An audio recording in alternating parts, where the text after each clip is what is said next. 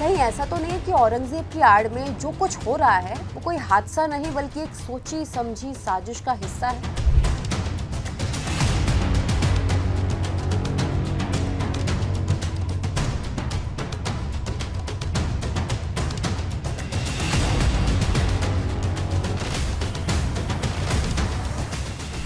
आज हम बात करने जा रहे हैं एक ऐसे शख्स की जिसका नाम सुनते ही देश का खून खौल उठता है। हम बात कर रहे हैं मुगल शासक औरंगजेब की। औरंगजेब एक नाम जिसके साथ इतिहास के वो काले पन्ने जुड़े हैं जो आज भी हमें चीख चीख कर उसकी क्रूरता का सच बताते हैं। आज ये नाम फिर से सुर्खियों में है और इस बार मामला सिर्फ गर्म नहीं, यह आग की तरह फैल भी रहा है। कुछ लोग उसे नायक बता रहे हैं, कह रहे हैं कि वो एक ऐसा महान शासक था जिसने भारत को सोने की चिड़िया बनाया। कुछ लोग चिल्ला चिल्ला कर कह रहे हैं कि वो हिंदुओं का कसाई था, एक ऐसा जल्लाद जिसने इस देश की आत्मा को कुचलने की कोशिश की। तो आज हम खोलेंगे इतिहास के वो काले पन्ने और देखेंगे कि औरंगजेब ने हिंदुओं पर क्या क्या जुल्म ढाए। तो दोस्तों शुरू करते हैं, पर सबसे पहले अगर आपने अभी तक हमारे चैनल को सब्सक्राइब नहीं किया है तो सबसे पहले नो द नेशन को सब्सक्राइब जरूर कर लीजिए। आइए शुरू करते हैं। सबसे पहले समझिए अभी का मामला क्या है। 17 मार्च की सुबह 7 से 9 बजे तक नागपुर के महल इलाके में स्थित छत्रपति शिवाजी महाराज की मूर्ति के सामने शिव प्रेमियों ने शिव जयंती का कार्यक्रम आयोजित किया।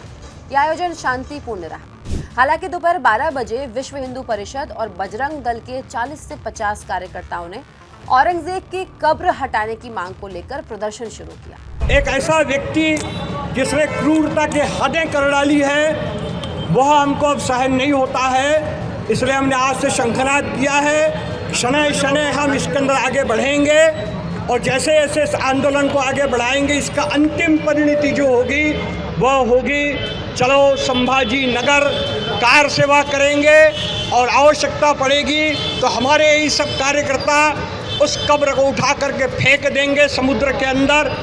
इस दौरान कार्यकर्ताओं ने औरंगजेब के पुतले पर आग भी लगाई। इसी बीच किसी ने अफवाह उड़ा दी कि वहां कुरान जलाई गई। यह अफवाह उड़ते ही मुस्लिम समुदाय आक्रोशित हो गया और मोबिलाइज होने लगा, लेकिन पुलिस ने समझा बुझाकर उन्हें घर भेज दिया। लेकिन शाम 5 बजे के बाद इलाके में एक बार फिर से मुस्लिम समुदाय के लोग जमा होने लगे। शाम 7 बजे तक सड़कों पर नारेबाजी शुरू हो गई। देखते ही देखते भीड़ पहले सैकड़ों में फिर हजारों में तब्दील हो गई। इसके बाद भीड़ ने इलाके में हमला कर दिया, पत्थरबाजी शुरू हो गई। तमाम दंगाई रॉड और तलवार जैसे हथियारों से लैस थे।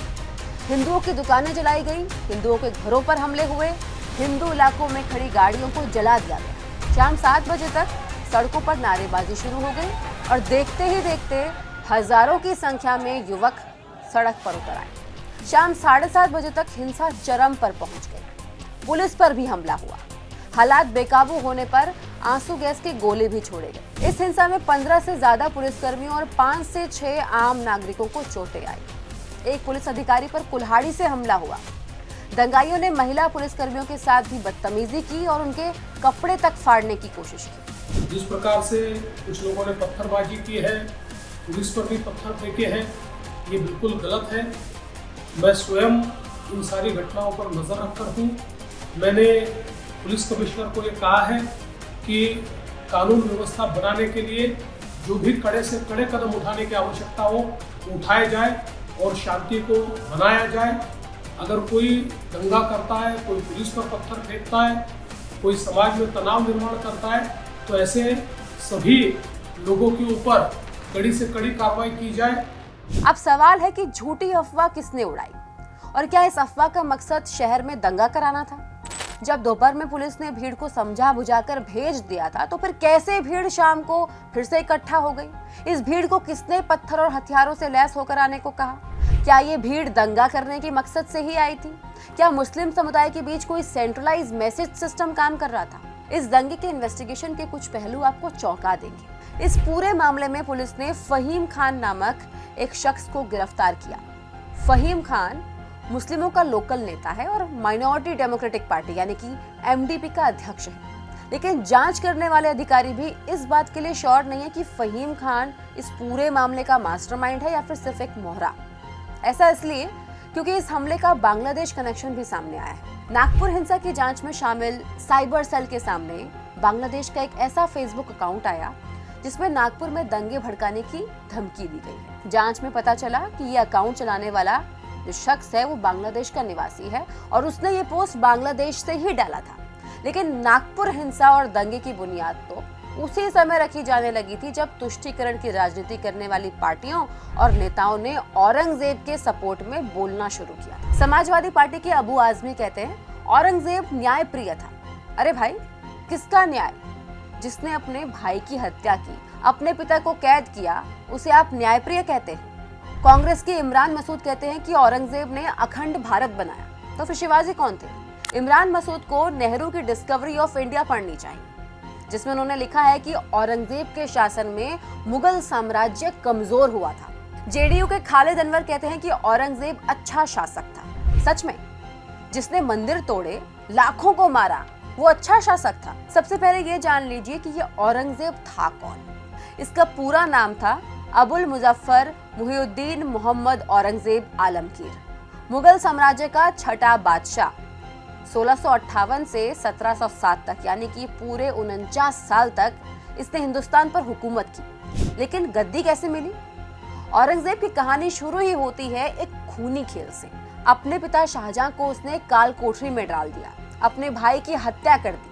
खास तौर पर अपने बड़े भाई दारा शिकोह को, जो शाहजहां का असली वारिस था, उसका सर काटकर प्लेट में परोस दिया। औरंगजेब ने हिंदुओं पर क्या क्या जुल्म ढाए, नोट कर लीजिए। 1679 में औरंगजेब ने जजिया टैक्स करके लागू की। ये एक टैक्स था जो सिर्फ गैर मुसलमानों, खासतौर की हिंदुओं से वसूला जाता था। क्यों? क्योंकि वो मुसलमान नहीं थे। औरंगजेब ने मंदिर तोड़ने का एक ऐसा रिकॉर्ड बनाया कि शायद ही कोई उसका मुकाबला कर सके। काशी विश्वनाथ मंदिर, मथुरा का केशव देव मंदिर, सोमनाथ मंदिर, ये सब इसके जुल्म का शिकार बने। इन मंदिरों को न सिर्फ तोड़ा गया, बल्कि वहां मस्जिदें बना दी गई। औरंगजेब ने हिंदुओं की धार्मिक आजादी को भी कुचल डाला। कुंभ मेले में मुगलिया सैनिकों ने हजारों हिंदुओं को काट डाला। दिवाली पर बैन लगा दिया गया। हिंदुओं को अपने त्योहार मनाने का हक छीन लिया गया। गो हत्या को बढ़ावा दिया गया। औरंगजेब ने हिंदू नेताओं और नायकों को भी नहीं बख्शा। सिखों के 9वें गुरु तेग बहादुर सिंह को दिल्ली में सर काट कर मार डाला। गुरु तेग बहादुर ने औरंगजेब के सामने झुकने से मना कर दिया था। औरंगजेब ने उन्हें शहीद कर दिया।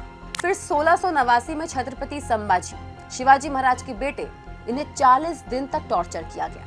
उनकी आंखें निकाल दी गई, नाखून उखाड़े गए, जीभ काट दी गई, लेकिन संभाजी झुके नहीं। आखिरकार वो शहीद हो गए। ये थे हमारे असली नायक। और सुनेंगे, औरंगजेब ने अपने पिता शाहजहां को जेल में बंद कर रखा था। जब उसने अपने पिता को पानी तक के लिए तरसा दिया, तो उसके पिता ने कहा, यानी कि शाहजहां ने कहा कि तुम मुझे जीते जी पानी नहीं पिला रहे हो। तुमसे अच्छे तो वो हिंदू हैं जो मरने के बाद भी अपने पुरखों का तर्पण करते हैं। ऐसे औरंगजेब को हमारे समाज का एक वर्ग अपना हीरो मानता है और वोट के लिए कुछ नेता उन्हें ऐसा करने से उकसाते हैं।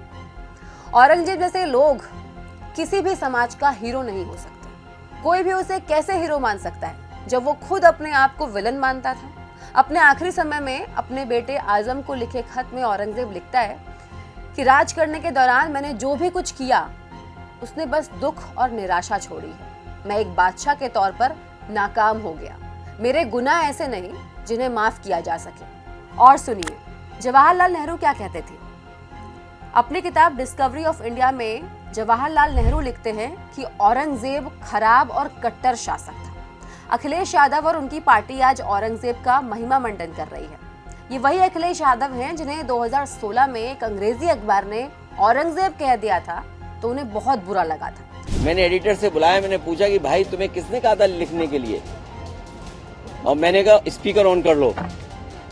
और जब स्पीकर ऑन किया तो पता लगा कि हाँ इशारा हुआ था दिल्ली से लिखने के लिए न्यूज कि हमारा औरंगजेब नाम लिखा जाए दिल्ली में। लेकिन आज वो औरंगजेब को हीरो बता रहे हैं। अब इस मामले का एक दूसरा नैरेटिव समझिए। कहीं ऐसा तो नहीं है कि औरंगजेब की आड़ में जो कुछ हो रहा है वो कोई हादसा नहीं बल्कि एक सोची समझी साजिश का हिस्सा है। ये जो औरंगजेब की डेट को ध्यान को 330 साल हो गए टोटल, और 330 साल में आज तक ऐसा हमारे पास में या पूरे भारत में ऐसा कोई मुद्दा रहा नहीं। और ये तो ऐसा लगता है कि ये पॉलिटिशियन मुद्दा है जिसको ये मुद्दे को बेस बना के जो है तो ऐसा कर रहे हैं। ऐसा करना नहीं चाहिए। नागपुर में जो हुआ, गाड़ियां जली, घर लूटे, दुकानें लूटी गई, क्या वो सिर्फ औरंगजेब की कब्र के प्रदर्शन का नतीजा था, या इसके पीछे कुछ बड़ा खेल चल रहा है? कहीं ऐसा तो नहीं है कि औरंगजेब की आड़ में नागपुर को जलाया जाना एक हादसा नहीं बल्कि एक प्रयोग है? कहीं ऐसा तो नहीं कि औरंगजेब की आड़ लेकर वक्फ संशोधन बिल के विरोध की तैयारी की जा रही है? क्योंकि कट्टरपंथियों द्वारा धमकी तो दी जा चुकी है कि अगर वक्फ संशोधन बिल पारित हुआ तो देश को शाहीन बाग बना दिया जाएगा। क्या आपके इश्यू पर हो सकता है। शाहीन बाग बन जाएगा? हो सकता है, हो सकता है। क्योंकि आप शाहीन बाग बनाएंगे, हम तो ये कह रहे हैं आपसे, हम एक देशव्यापी अभियान छेड़ेंगे। कहीं ऐसा तो नहीं है कि नागपुर में एक प्रयोग करके देश को शाहीन बाग बनाने का सेमीफाइनल खेला गया है? क्योंकि नागपुर में जो हुआ उसके पीछे एक पैटर्न दिखता है। औरंगजेब का नाम लेकर पहले भावनाएं भड़काई गई, फिर कुछ नेताओं ने उसे नायक बताया और फिर हिंसा शुरू हो गई। सवाल यह है कि क्या औरंगजेब सिर्फ एक बहाना था? क्या असली मकसद वक्फ बोर्ड संशोधन बिल को रोकना था? औरंगजेब का नाम आज क्यों लिया जा रहा है? वो तो 300 साल पहले मर चुका है, लेकिन उसका नाम लेकर आज देश में तनाव पैदा किया जा रहा है। कहीं ऐसा तो नहीं कि वक्फ बोर्ड के खिलाफ बिल को रोकने के लिए ये सब ड्रामा रचा जा रहा हो? कट्टरपंथी संगठन नहीं चाहते कि उनकी ताकत कम हो, वो नहीं चाहते कि उनकी संपत्ति का हिसाब मांगा जाए। तो क्या औरंगजेब की आड़ में नागपुर को जलाकर ये मैसेज दिया गया कि अगर बिल पास हुआ तो पूरा देश जलाया जाएगा? क्या ये शाहीन बाग 2.0 की तैयारी है? इसे डिकोड करना बहुत जरूरी है। बहरहाल दोस्तों, आप क्या कहते हैं? औरंगजेब एक नायक था या हिंदुओं का जल्लाद? उसके समर्थक देशभक्त हैं या देश को बांटने वाले? और ये जो नागपुर में हुआ, क्या ये सिर्फ एक हादसा था या फिर वक्फ बिल और शाहीन बाग से इसका कोई कनेक्शन है? कमेंट में बताइए। वीडियो अगर पसंद आए तो वीडियो को लाइक कीजिए और वीडियो को शेयर करना ना भूलें और सच को आगे बढ़ाते रहिए। असली देशभक्त वो थे जैसे छत्रपति शिवाजी, छत्रपति संभाजी, गुरु तेग बहादुर, जिन्होंने देश के लिए अपनी जान दी। औरंगजेब सिर्फ एक तानाशाह था जिसका नाम इतिहास में काले अक्षरों में लिखा है। जय हिंद।